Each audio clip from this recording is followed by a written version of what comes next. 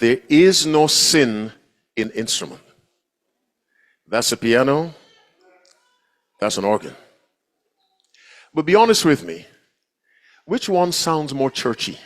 You hear organ, church. That's no condemnation of piano, but you hear an organ, you're at church. Now, if you go to a rock concert, do you see a piano? What do you see? Your guitar. What else do you see? Drums, guitar, absolutely indispensable. Now, can you run the church service without drums? Yes.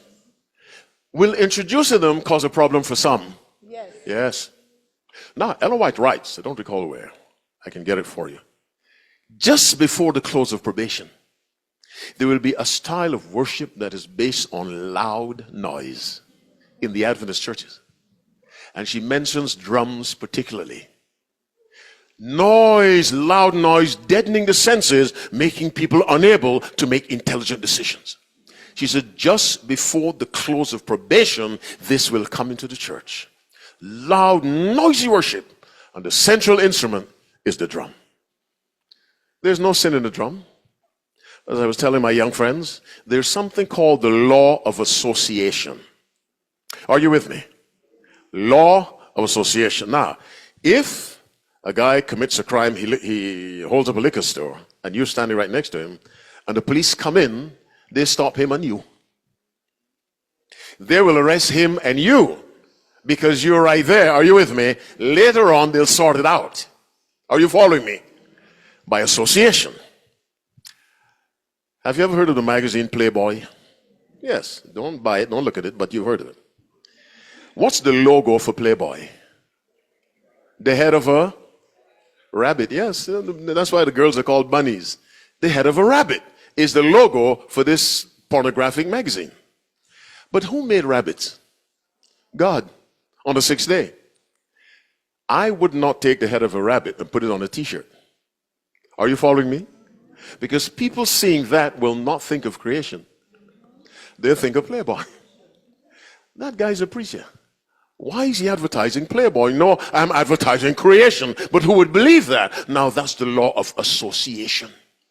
Now the rabbit has been associated with Playboy, so I distance myself from the rabbit. Are you with me? You take dreadlocks. Blessings upon you.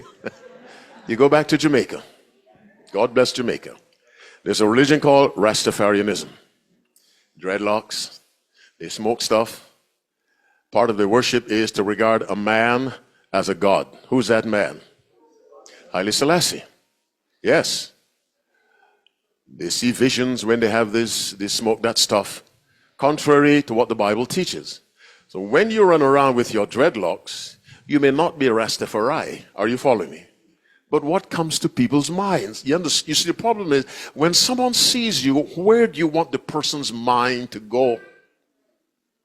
Because the Bible says God holds us responsible for the influence we exert on others. So if I come to church looking like, I don't know, a rapper, and some little boy starts dressing that way, God blames me. And so some things in and of themselves may be innocent, but because of the association that has developed between them and something else, it's best to leave it alone. No one will go to hell because he doesn't play a drum. No one will go to hell for playing a drum. But again, I say, what image do you project?